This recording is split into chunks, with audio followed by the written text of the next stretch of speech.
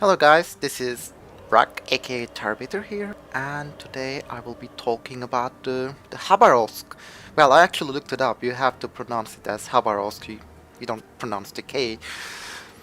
So, yeah, this is a tier 10 Soviet Navy destroyer, and it represents the pinnacle of a destroyer gunboat. You have four rapid fire and high AP damage 130mm guns. They have a reload about 3.7 seconds. So the amount of lead you can put out is insane.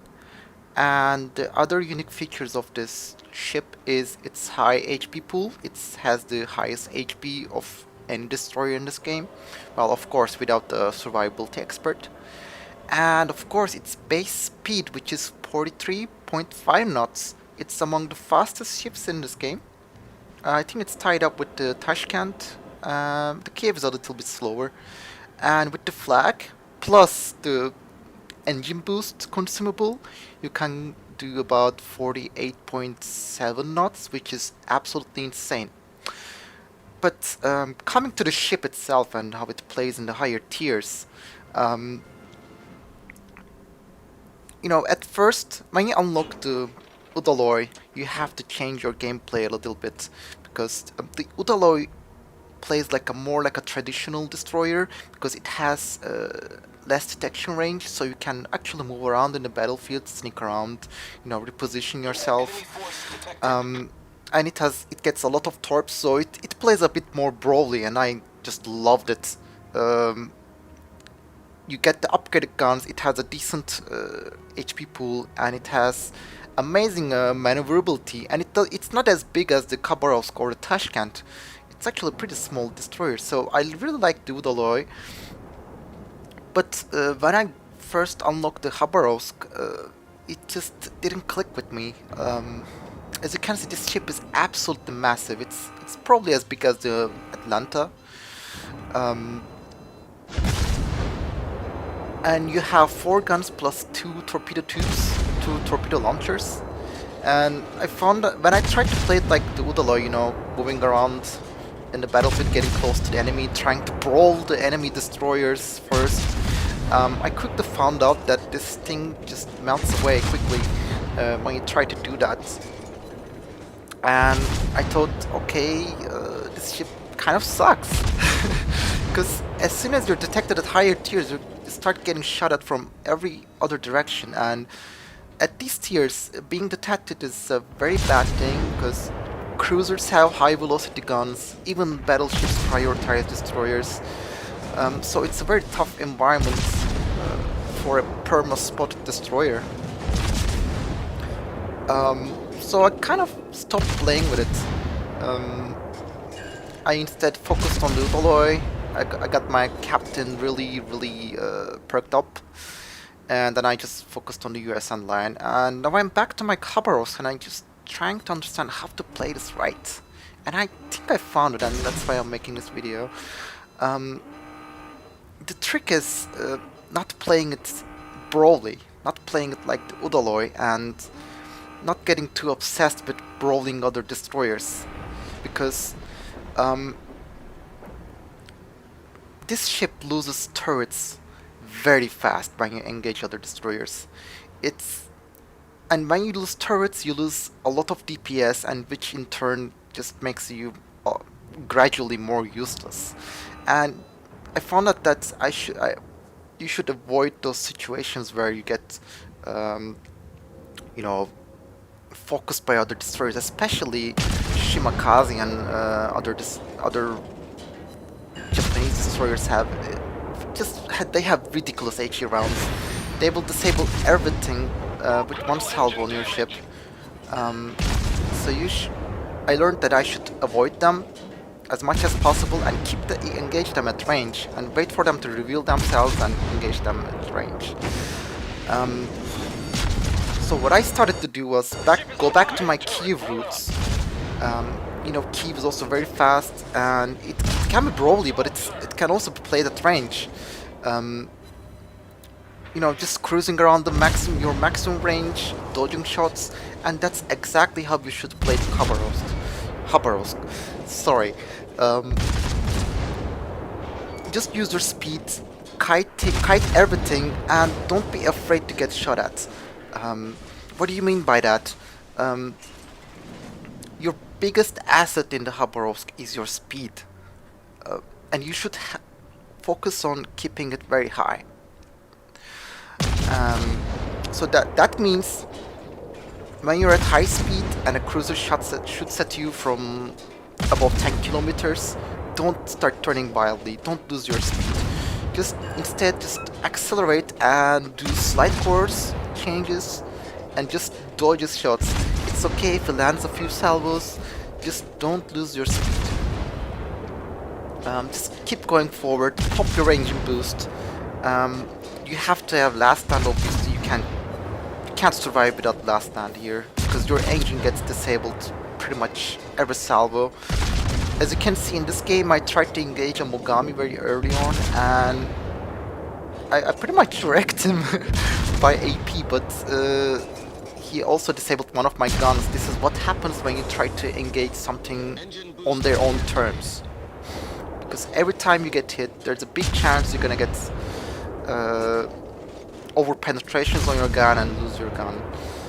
Losing one gun is okay in the Khabarovsk, but losing two guns, you start to get really useless. And right now you can see I'm engaging the Yamato and I'm keeping him pretty close to my maximum range, and I'm just raining shells on him. This is exactly what you should do with the Khabarovsk. Just stay near your maximum range, cruise at high speed, and just pummel the enemy, big enemy ships preferably with AP and HE fire. AP when they have broadsides on you, and HE when they are angled or maneuvering. Your torps are kind of decent. They have 10 kilometer range. At least you can do some decent torp runs with it without being spotted even sometimes, but mostly it's not worth using your torpedoes. You should focus on getting some good gun damage, and that is done by just keep shooting. That's pretty much what you have to do. Keep enemies at max range, pummel them with HE and AP fire, stay fast, and keep shooting. And don't be afraid to get shot at. Because most of the time people have no idea how to lead a 48 knot destroyer. And even if they get it right, you can just throw off their aim by just doing some slight wiggles, slight course changes. But of course, if it gets too much, you can just smoke and disappear for a while.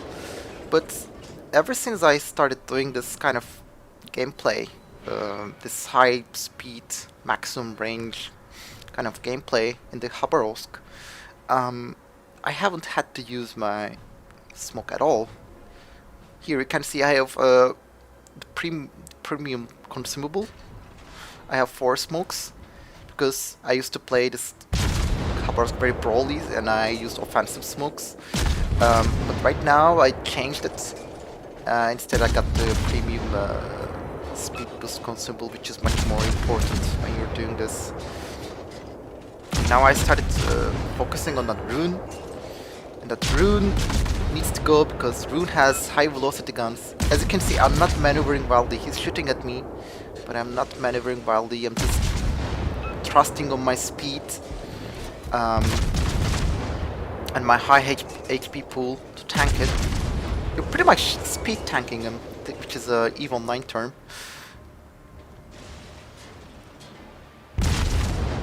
Yeah, this is very annoying for the enemy team. They will waste a lot of shots at you.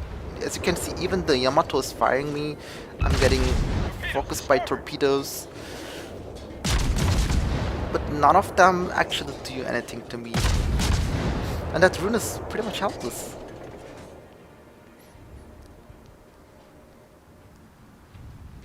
And as soon as I started doing this, I started enjoying the Khabarovsk a lot because I finally started doing well in it. As you can see, I'm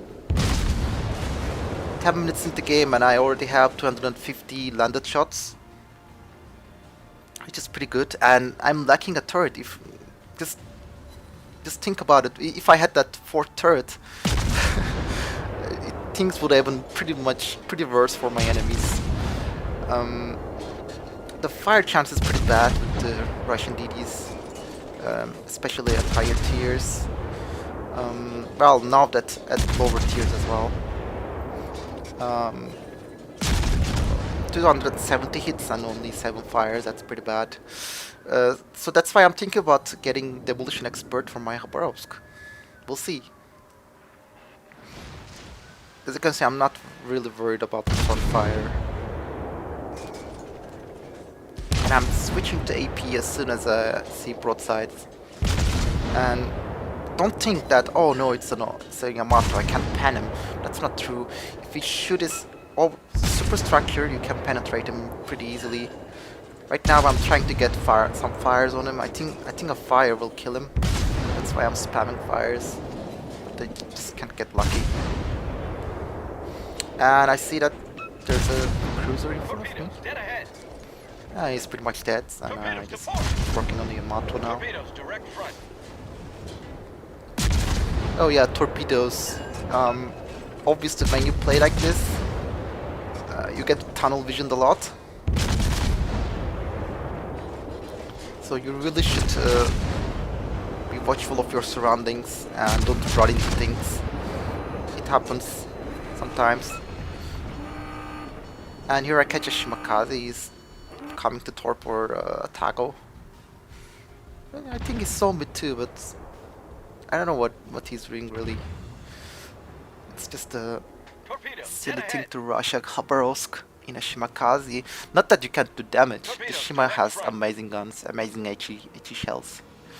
When they do land, they absolutely wreck every module on your ship. It's pretty annoying as a Khabarovsk player.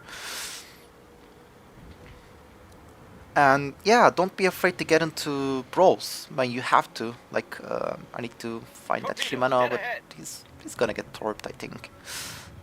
So I'm not really sweating it.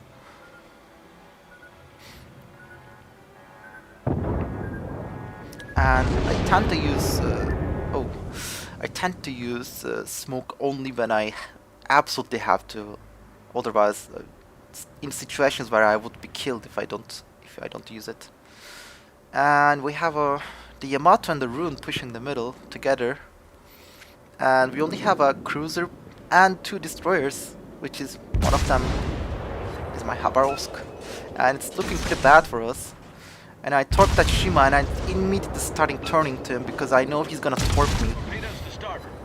And that's actually one of the beauties of the Khabarovsk. It's so fast that the enemies tend to give you a lot of lead when they're torping you, and if you just stop, you can evade a lot of them. And down goes the Shima. And now I have a Yamato and a Rune right in my face. What do? Of course, I need to smoke, and I say that gearing, please spot for me so that I can just do my thing from the smoke. And he actually says okay. I think I complimented him after the game. That was such good gameplay for him. Trying to get some fires on the Yamato, but I'm not sure if I should focus the Yamato or the Rune. The Rune looks like he's giving me a good broadside. Yeah, I switched to the Rune after this.